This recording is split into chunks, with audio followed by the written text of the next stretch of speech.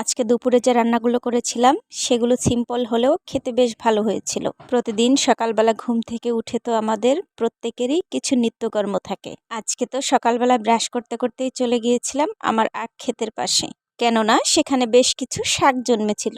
এই শাকগুলো যেমন পুষ্টি গুণাগুণে ভরপুর, তেমনি স্বাদও কিন্তু হয় অতুলনীয়। আর এই দিকে তো বাইরে গুড়ি গুড়ি বৃষ্টি শুরু হয়ে গেছে, আর আমি চলে এসেছিলাম থালা বাসন পরিষ্কার করতে। আজকে তো আমাদের বাড়িতে সামুদ্রিক চেলা মাছ আনা হয়েছে। কিছুটা ইলিশ মাছের ফ্লেভার আছে এই মাছগুলোতে।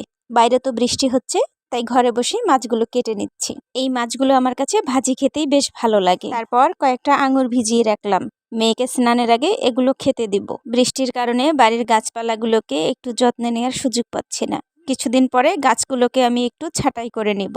আর এইদিকে আমার কবুতরগুলো বেশ আরাম করে ধান খাচ্ছে। আমার বাড়িতে টুকটাক কয়েক প্রজাতির ফল গাছ রয়েছে, তার মধ্যে রয়েছে এই পেয়ারাও। ফল গাছ লাগাতে যেরকম ভালোবাসি, সেই সাথে কিন্তু ফুল গাছও। সকাল গড়িয়ে যখন দুপুর চলে আসলো, তখন তো রান্নাবান্নার তোড়জোড় শুরু হয়ে গেল। আমাদের গ্রামের বাড়িতে বৃষ্টি হলে অনেক ঝামেলা পোহাতে হয়। বিশেষ করে রান্নাঘর যেহেতু আলাদা থাকে, সেখানে গিয়ে রান্না করতে হয় ভিজে ভিজে। আর আজকে তো আমি সকালবেলাটাতেই পুরো ভিজে গিয়েছিলাম। আজকে তো আমি আমার সমস্ত পছন্দের রান্না বান্না করব। সকালবেলা শাকগুলো ছিঁড়ে নিয়েছিলাম, সেই শাকগুলোই বেছে পরিষ্কার করে নেওয়া হয়েছে। এই শাকগুলোকে মূলত বলে তেলাকচু শাক। শাকটা খুব ভালো মতন ধুয়ে জল ঝরিয়ে রেখে দিব।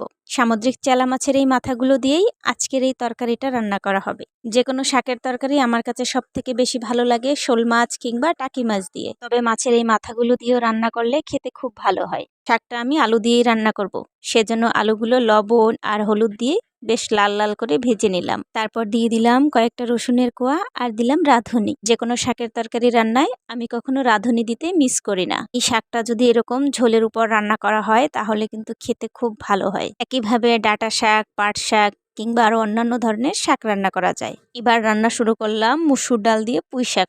এটাও কিন্তু আমাদের পরিবারের সবার অনেক পছন্দের। ফোড়নে দিয়েছিলাম পেঁয়াজ কুচি আর রসুন, আর দিয়েছিলাম কয়েকটা চেরা কাঁচা লঙ্কা।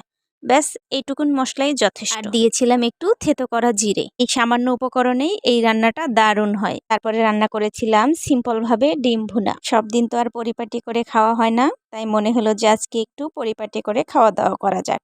দুপুরবেলা সবাইকে খাইয়ে দিয়ে তারপর নিজে খেতে বসলাম। আজকে দুপুরে যে রান্নাগুলো করেছিলাম সেগুলো সিম্পল হলেও খেতে বেশ ভালো হয়েছিল। প্রতিদিন সকালবেলা ঘুম থেকে উঠে তো আমাদের প্রত্যেকেরই কিছু নিত্যকর্ম থাকে। আজকে তো সকালবেলা ব্রাশ করতে করতেই চলে গিয়েছিলাম আমার আখ ক্ষেতের পাশে, কেননা সেখানে বেশ কিছু শাক জন্মেছিল। এই শাকগুলো যেমন পুষ্টি গুণাগুণে ভরপুর, তেমনি স্বাদও কিন্তু হয় অতুলনীয়। আর এই দিকে তো বাইরে গুড়ি গুড়ি বৃষ্টি